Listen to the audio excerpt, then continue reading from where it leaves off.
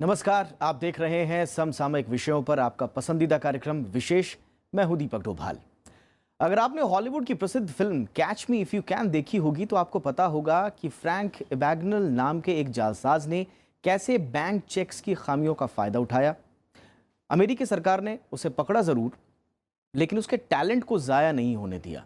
आखिरकार इसी फ्रैंक एबैग्नल की मदद से चेक फ्रॉड्स पर नियंत्रण भी लगाया जा सका। कहने का मतलब ये है कि अगर किसी भी दिमाग या तकनीक का इस्तेमाल सही दिशा में हो तो नतीजे पलटते देर नहीं लगती। कुछ यही बात लागू होती है बिटकॉइंस जैसी क्रिप्टो करेंसी में इस्तेमाल होने वाली ब्लॉकचेन टेक्नोलॉजी पर।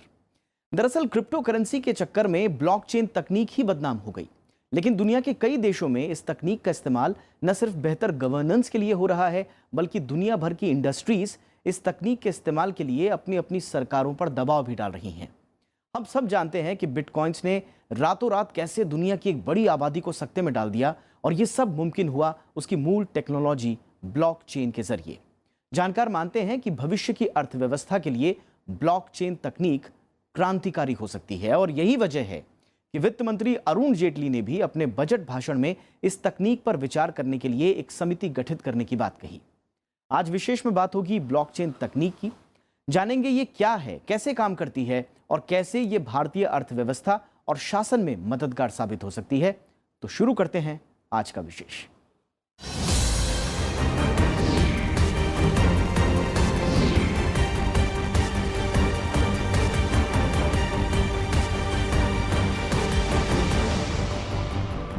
हाल ही के दिनों में बिटकॉइंस और दूसरी क्रिप्टो करेंसीज काफी लोकप्रिय हुई। हालांकि क्रिप्टो करेंसी को लेकर कई तरह की शंकाएं जताई जा रही हैं, लेकिन इसके लेन देन से जुड़ी तकनीक जो इसके मूल में है, ब्लॉकचेन तकनीक, इसे आधुनिक समय का एक क्रांतिकारी आविष्कार माना जा रहा है। ये एक तरह का आभासी बही खाता है जिसमें सूचना के लेन देन को उससे पहले ब्लॉक यानी सोर्स से लेकर आखिरी ट्रांजैक्शन तक का हिसाब किताब जुड़ जाता है, यानी सूचनाओं के ब्लॉक्स की एक चेन। आइए जानते हैं ब्लॉकचेन के बारे में।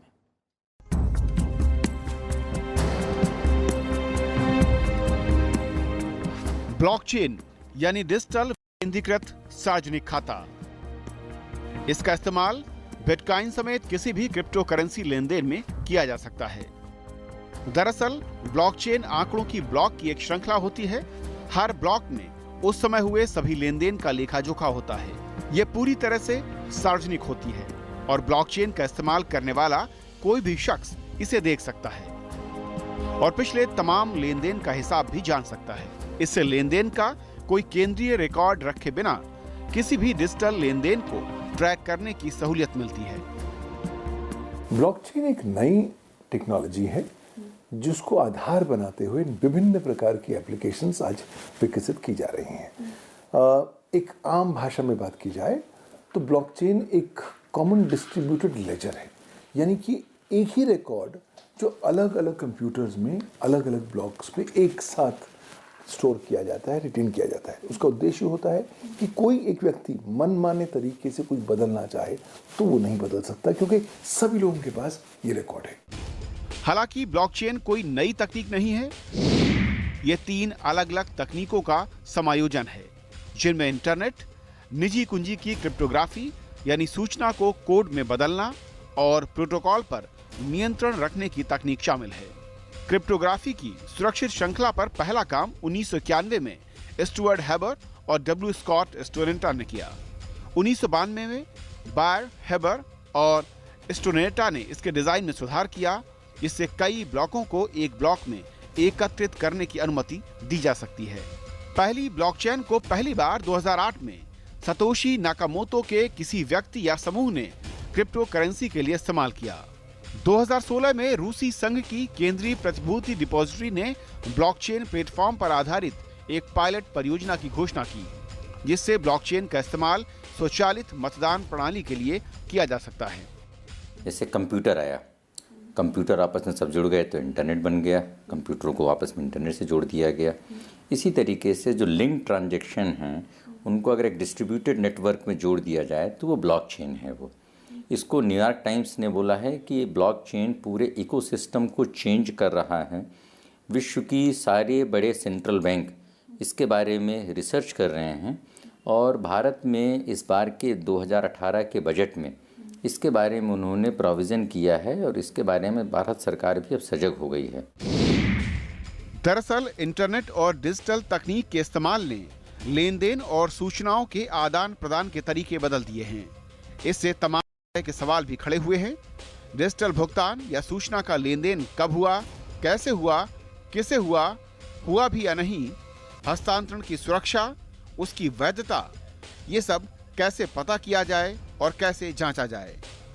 ब्लॉकचेन इन सब सवालों का जवाब हो सकता है।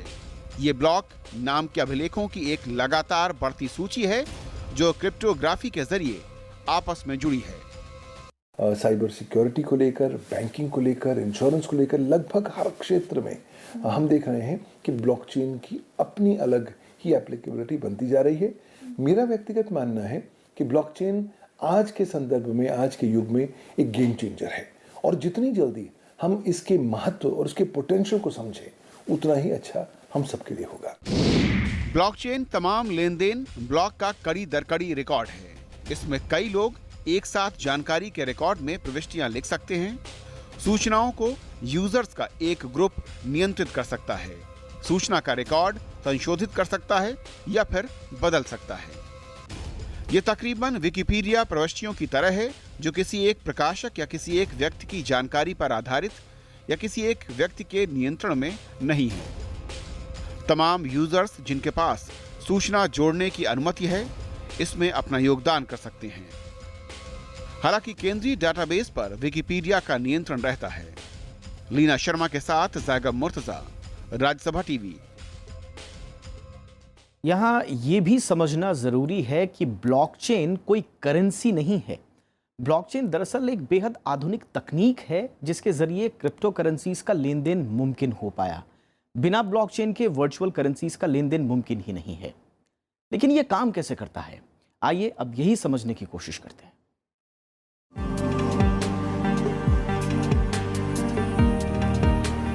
आप जब कभी किसी दुकान पर जाते हैं तो दुकानदार को सामान के एवज में पैसा देते हैं, लेकिन यही खरीदारी जब आप ऑनलाइन करते हैं तो लेन देन यानी ट्रांजैक्शन के लिए आपको बिचौलिए प्लेटफॉर्म की जरूरत पड़ती है, जैसे कि पेटीएम वगैरह। इसी तरह जब आप किसी के खाते में पैसे भेजना चाहते हैं तो बीच में बैंक होता है। बैंक आपके खाते से पैसा लेकर दूसरे के खाते में ट्रांसफर करता है और लेन देन से जुड़ी जानकारियों का हिसाब या बही खाता मेंटेन करता है।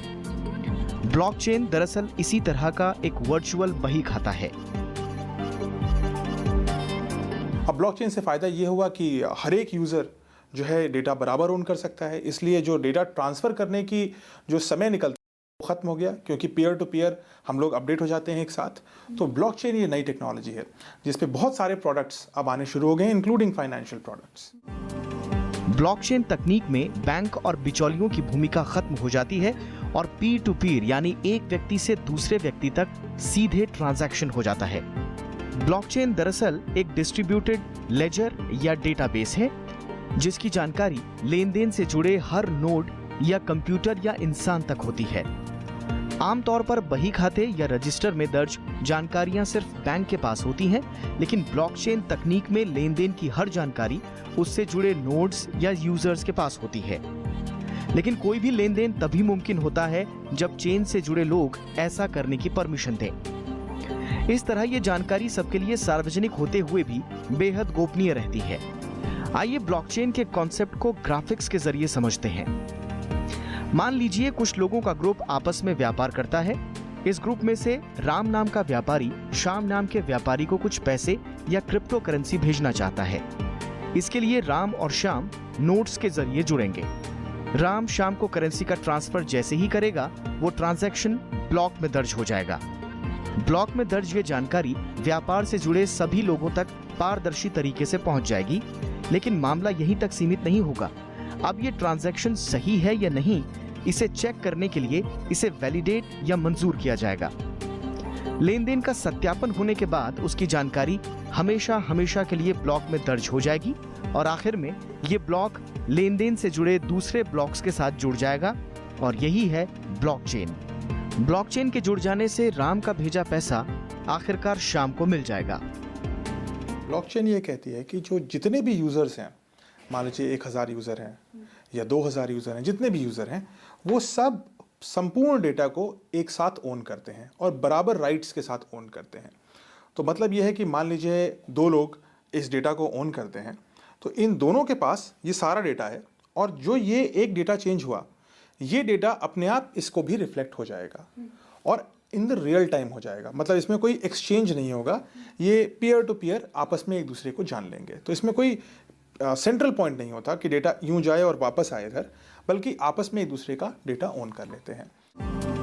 ट्रांजैक्शन को पूरा करने के लिए ब्लॉक्स को सॉल्व करना बेहद जरूरी है, लेकिन इसमें एक बहुत ही जटिल गणितीय प्रणाली होती है जिसे प्रूव करने के लिए आपको लाखों कैलकुलेशन प्रति सेकंड करने पड़ते हैं। उसके बाद ही ट्रांजैक्शन कंफर्म होता है, इसीलिए इसे बेहद सुरक्षित माना जाता है।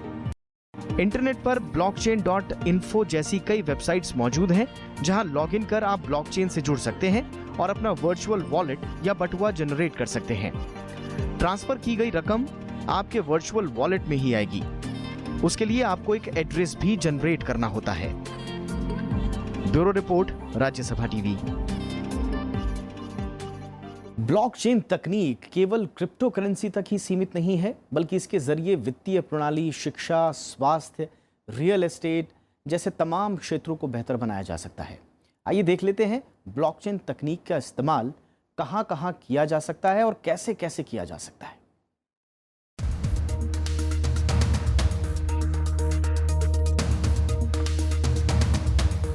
ब्लॉकचेन तकनीक का संसार बहुत बड़ा है। आमतौर पर ये माना जाता है कि क्रिप्टो करेंसी से जुड़ा है, लेकिन ऐसा नहीं है। क्रिप्टो करेंसी और वित्तीय लेन देन के अलावा ब्लॉकचेन तकनीक का इस्तेमाल कानूनी कागजात, स्वास्थ्य आंकड़े, नोटरी और निजी दस्तावेज सुरक्षित रखने में भी किया जा सकता है। इसके अलावा ब्लॉकचेन का इस्तेमाल सब्सिडी वितरण, भू रिकॉर्ड नियमन और सरकारी योजनाओं का हिसाब किताब रखने में भी किया जाता है। इस तकनीक का उपयोग क्लाउडेड स्टोरेज, डिजिटल पहचान, स्मार्ट कॉन्ट्रैक्ट और डिजिटल मतदान में भी किया जा सकता है। आज सबसे ज़्यादा तो बिटकॉइन में इस्तेमाल हो रही है, जो आधार बन चुकी है इस क्रिप्टो करेंसीज का। नई नई प्रकार की उभरती जो साइबर करेंसीज हैं, क्रिप्टो करेंसीज जैसे रिपल हो गई, इथेरियम्स हो गए, वहाँ पर भी इसको आधारित बनाया जा रहा है। बल्कि हम देख रहे हैं बहुत जल्दी ही अब ये बैंकिंग, फाइनेंशियल और इंश्योरेंस सर्विसेज में काम आने लग गई है। ई हेल्थ में काम इस्तेमाल हो रहा है, इलेक्ट्रॉनिक गवर्नेंस में इस्तेमाल हो रहा है, यहाँ तक कि अब हम देख रहे हैं कि साइबर सुरक्षा और इलेक्ट्रॉनिक स्टोरेज के संदर्भ में भी इसका इस्तेमाल किया जा रहा है। अगर हम कुछ विशेषज्ञों की बात सुने तो ये इतनी बड़ा पोटेंशियल है इसकी एप्लीकेशन का कि लगभग हर ह्यूमन एक्टिविटी या ह्यूमन वर्टिकल के संदर्भ में इसका इस्तेमाल किया जा सकता है। दरअसल ब्लॉकचेन एक विकेंद्रीकृत तकनीक है जिसमें आंकड़ों के ब्लॉक की एक श्रृंखला होती है। प्रत्येक ब्लॉक में उस समय हुए सभी लेन देन का लेखा जोखा होता है। कई ऐसे विचार और योजनाएं जो ढांचागत कमियों, उच्च लागत, केंद्रीकरण और धीमे नेटवर्क की वजह से अभी तक कारगर नहीं मानी जाती थीं, ब्लॉकचेन तकनीक ने उन्हें काफी हद तक आसान बना दिया है। दुनिया में कई जगह वाणिज्य संपत्तियों को किराए पर देने के लिए प्रॉपर्टी डीलर इसका इस्तेमाल कर रहे हैं। क्लाउड होस्टिंग प्लेटफॉर्म इसका इस्तेमाल शैक्षणिक जानकारियों के लिए कर रहे हैं। इसके जरिए अमेरिका जैसे देशों में छात्रों, अध्यापकों और कंपनियों को पारदर्शी और सुरक्षित प्लेटफॉर्म मुहैया कराए जा रहे हैं। नहीं, जैसे मैंने बोला कि समाज के और अर्थव्यवस्था के कई क्षेत्रों में, जैसे अभी केंद्रीय मंत्री ने उन्होंने घोषणा की है कि 7 जगहों पर वो एक नए तरीके के सेंटर बनाए जाएंगे और ब्लॉकचेन के बारे में उन्होंने बताया कि गुरुग्राम में इसके लिए एक सेंटर बनाया जाएगा। तो सरकार अभी चीज़ों को समझ रही है और उसका कैसे इस्तेमाल हो इसके बारे में RBI में हलचल है और कैसे इसके दुरुपयोग को रोका जाए इसके लिए भी बजट में बोला गया है। वित्त मंत्री ने अपने भाषण में बोला है कि जो बिटकॉइंस हैं ये गैर कानूनी हैं और सरकार इस पर अंकुश लगाएगी। तो मैं समझता हूँ कि इसको इस्तेमाल करने के लिए अर्थव्यवस्था के विभिन्न क्षेत्रों में अभी हमको एक लंबी दूरी तय करनी है। वित्तीय क्षेत्र से जुड़ी कंपनियां ब्लॉकचेन तकनीक से जुड़े तमाम कामकाज में तेजी से अपना प्रसार कर रही हैं। फिनटेक कंपनियां वित्तीय सेवाओं के लिए ब्लॉकचेन और ऐप की सहायता ले रही हैं। ये कंपनियां इसके जरिए ऋण देने से लेकर बीमा तक मुहैया करा रही हैं। दरअसल विकेंद्रीकरण और पारदर्शिता की वजह से ब्लॉकचेन तकनीक काफी कारगर साबित हो रही है। लेकिन जहां निजी सूचना का मामला हो और जानकारियां सार्वजनिक होने पर नुकसान का डर हो, वहां इनका इस्तेमाल नहीं हो सकता। फिर भी पारदर्शिता बढ़ाने और साफ सुथरे लेन देन और लेन देन का इतिहास जानने के नजरिए से ये बेहद शानदार हैं। जैगम मुर्तजा के साथ लीना शर्मा, राज्यसभा टीवी। अब सवाल ये उठता है कि क्या ब्लॉकचेन तकनीक में कुछ चुनौतियां भी हैं? दरअसल देश में वित्तीय लेन देन के बदलते तरीकों और तकनीक के बढ़ते दखल के बीच सुरक्षा जैसे सवाल भी हैं। देश में डिजिटल लेन देन के साथ ही फ्रॉड भी बढ़े हैं। ऐसे में ब्लॉकचेन जैसे विकल्प कितने कारगर हैं, ये समझना भी जरूरी है। देश में सरकार का रुझान डिजिटल लेन देन को बढ़ावा देने पर है। हालांकि बिटकॉइन और दूसरी क्रिप्टो करेंसी पर सरकार का नजरिया साफ है। सरकार ऐसी किसी भी करेंसी या भुगतान के तरीके को मान्यता नहीं देती जो सरकारी नियंत्रण या नियमन से बाहर है। ऐसे में ब्लॉकचेन तकनीक की कानूनी वैधता पर सवाल उठना लाजमी है। हालांकि सरकार ने माना है कि इस तकनीक के इस्तेमाल को जायज कामों में बढ़ावा दिया जा सकता है। वित्त मंत्री ने कहा है कि सरकार ब्लॉकचेन तकनीक का अध्ययन करने के लिए एक समिति का गठन करेगी। नहीं, देखिए, जो आरबीआई ने अपना जो वाइट पेपर जारी किया है उसमें बोला है कि अगर हम इस टेक्नोलॉजी का बेहतर इस्तेमाल करेंगे तो आने वाले समय में, आगे आने वाले समय में वो फ्यूचर है, लोग मानते हैं कि डिजिटल करेंसी का है। जैसे पहले सोने की मुद्राएं चलती थीं, उसके बाद कागजी नोट चलने लगे, उसके बाद फिर प्लास्टिक मनी चलने लगा, डेबिट कार्ड और क्रेडिट कार्ड।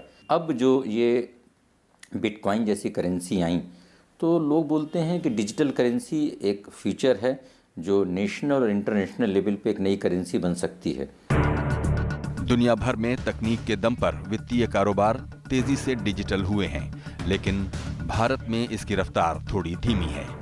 इसकी कई सुरक्षा वजहें हैं और साथ ही जरूरी कानूनों की कमी भी है। डिजिटल लेन देन बढ़ने के साथ ही देश में अवैध शुल्क वसूली, अतिरिक्त शुल्क, धनराशि गायब होने की शिकायतें भी बढ़ी हैं। नागरिक सूचनाओं की चोरी, साइबर उत्पीड़न, औद्योगिक जासूसी, फ्रॉड भुगतान और गैरकानूनी लेन देन के मामले बढ़े हैं। इसी तरह के कई और सवाल हैं, जैसे ई वॉलेट्स गैर बैंकिंग वित्तीय कंपनियां हैं, इसलिए उन पर बैंकों के नियम लागू नहीं होते और वित्तीय क्षेत्र की तकनीकी कंपनियां सूचना प्रौद्योगिकी अधिनियम के दायरे में हैं।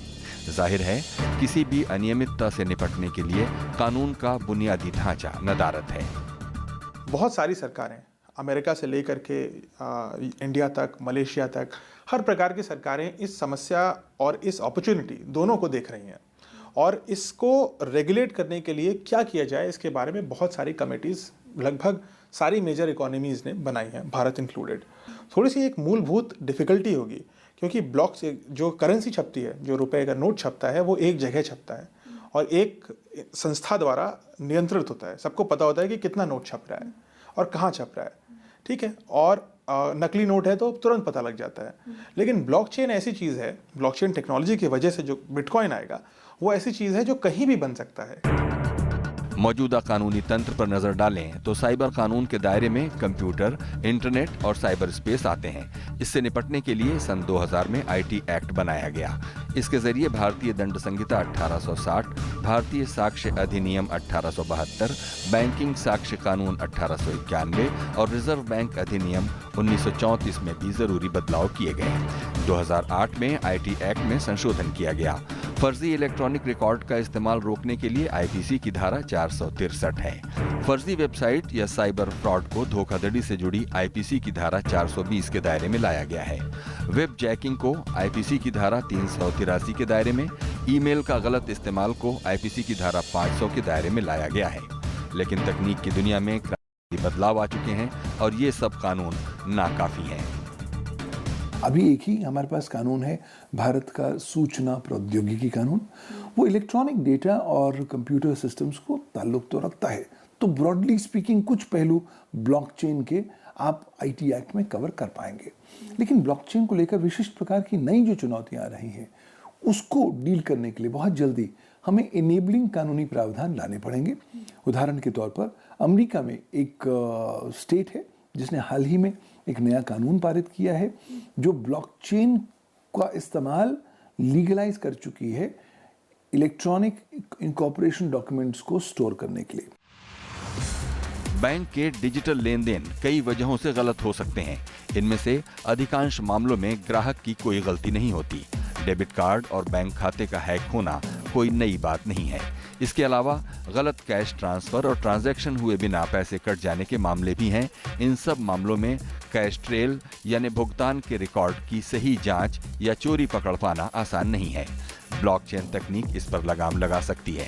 इसमें हर भुगतान का रिकॉर्ड ब्लॉक में दर्ज हो जाता है और भुगतान की जानकारियों की एक चेन बनती जाती है। लेकिन इससे पहले ब्लॉकचेन को कानूनी वैधता जरूरी है। साथ ही ये भी जानना जरूरी है कि इसमें गड़बड़ी की कितनी गुंजाइश है। लीना शर्मा के साथ जैकब मुर्तजा, राज्यसभा टीवी। 2 दशक पहले तक हम वित्तीय लेन देन में सिर्फ नकदी का इस्तेमाल ही करते थे, लेकिन जैसे जैसे वित्तीय सेवाओं का स्वरूप बदला, लेन देन के तौर तरीकों में भी क्रांतिकारी बदलाव हुए। इंटरनेट की सुपर कनेक्टिविटी ने वित्तीय सेवाओं में नई तकनीक के इस्तेमाल के नए अवसर खोले और दुनिया के तमाम देशों के साथ साथ भारत ने भी कैशलेस इकोनॉमी बनने की ओर कदम बढ़ा दिए। आइए समझते हैं कि कैसे वित्तीय सेवाओं का स्वरूप बदला और इस वक्त देश में वित्तीय लेन देन का ढांचा कैसा है। दुनिया धीरे धीरे तकनीक के नए युग में प्रवेश करती जा रही है। मेडिकल में बायोटेक्नोलॉजी और जेनेटिक्स हो, साइंस में रोबोटिक्स और अब आर्टिफिशियल इंटेलिजेंस हो या अर्थव्यवस्था में ई कॉमर्स, नई तकनीकों ने परंपरागत तौर तरीकों को पूरी तरह से बदल कर रख दिया है। पिछले 2 दशकों में वित्तीय लेन देन के परंपरागत तरीकों में क्रांतिकारी बदलाव आए हैं। आज देश डिजिटल अर्थव्यवस्था में तब्दील हो रहा है। डिजिटल यानी वो प्रक्रिया जिसमें ग्राहक इलेक्ट्रॉनिक साधनों के माध्यम से पैसे का हस्तांतरण करता है। एक खाते से दूसरे खाते में पैसे भेजना हो, बिल देना हो या किराने की दुकान से सामान खरीदना, कार्ड या किसी भी डिजिटल प्लेटफॉर्म की मदद से चुटकियों में ट्रांजैक्शन पूरा। आज डेबिट या credit card, mobile wallet, mobile apps, net banking, electronic clearing service यानी ECS, national electronics fund transfer यानी NEFT, तत्काल भुगतान सेवा यानी IMPS और प्रीपेड उपकरणों जैसी नई तकनीकों के इस्तेमाल से लेन देन बेहद आसान हो गया है। देखिए, परंपरागत तरीके परंपरा पर आधारित थे। परंपरा कहती थी कि सेंट्रलाइज्ड रेगुलेटर होना चाहिए। तो जैसे भारतीय रिजर्व बैंक है, तमाम सारा सेंट्रल रेगुलेटर है, तमाम बैंक्स को रेगुलेट करता है। डिस्ट्रीब्यूटेड जो लेजर सिस्टम था उस पर हमने बहुत ज़्यादा तवज्जो नहीं दी थी। बट अब युग बदल गया है, टेक्नोलॉजी बदल रही है और अब इस ब्लॉकचेन की वजह से बहुत सारे बैंक्स और बैंकिंग और फाइनेंशियल सर्विसेज इम्पैक्ट होने वाली हैं। सरकार ने बीते कुछ वर्षों में डिजिटल लेन देन पर खासा जोर दिया है। डीमोनेटाइजेशन हो या GST या ई-वे बिल, इन सब के पीछे नकदी के लेन देन को कम करना सबसे बड़ा मकसद है। लेकिन डिजिटल लेन देन को आखिर क्यों इतना महत्व दिया जा रहा है? दरअसल इसकी कुछ ठोस वजहें हैं। डिजिटल तरीके से लेन देन में सबसे बड़ी सुविधा समय की बचत की है। इसके अलावा कैश हैंडलिंग की लागत कम होती है और इसका जोखिम भी कम होता है। व्यक्तिगत स्तर के अलावा इससे समूची अर्थव्यवस्था में नकदी प्रबंधन की लागत भी कम होती है। बेहतर क्रेडिट तक पहुंच और वित्तीय समावेशन सक्षम बनाने की दिशा में इससे लेन देन का रिकॉर्ड भी मेंटेन होता है। यही नहीं, इससे टैक्स अवॉइडेंस में भी कमी आती है और आखिरकार जाली मुद्रा और काले धन पर अंकुश लगता है। ये हमारे चाहने से नहीं होता है। हम एक टेक्नोलॉजी में अंतर्राष्ट्रीय जगत से जुड़े हुए हैं और जहाँ पर हमको कई बार विवशतापूर्ण तरीके से निर्णय लेने पड़ते हैं। तो हम इकोसिस्टम में सर्वाइव करने के लिए हम उसमें एक स्वेच्छा से शामिल हो रहे हैं कि कंपल्सिव शामिल हो रहे हैं। हम वहाँ पर हम शिकार हैं कि हम वहाँ पर अग्रणी भूमिका निभा रहे हैं। वहाँ पर हम लाभार्थी हैं कि हमारा शोषण हो रहा है। ये सवाल महत्वपूर्ण है। इस वक्त देश में 90 करोड़ से ज्यादा मोबाइल उपभोक्ता हैं और ये तादाद हर दिन बढ़ रही है। लोगों के बीच इंटरनेट का दायरा भी उसी अनुपात में बढ़ रहा है। यही वजह है कि सरकार डिजिटल लेन देन को बढ़ावा देने के लिए कई योजनाओं पर काम कर रही है। किसान क्रेडिट कार्ड हो, भीम ऐप या रुपे कार्ड, सरकारी योजनाओं का लाभ जनता अपने मोबाइल से ही उठा सकती है। इससे शासन में पारदर्शिता तो आएगी ही, साथ ही नई तकनीकों और बदलती दुनिया के साथ देश खुद को बखूबी ढाल पाने में भी सक्षम होगा। इसके अगले चरण के तौर पर अगर सरकार ब्लॉकचेन जैसी तकनीकों पर अमल करती है तो इससे सरकारी योजनाओं का बिना भ्रष्टाचार और बिचौलियों की भूमिका के आम लोगों तक पहुंचाने में मदद मिलेगी। ऋतु कुमार के साथ ब्यूरो रिपोर्ट, राज्यसभा टीवी।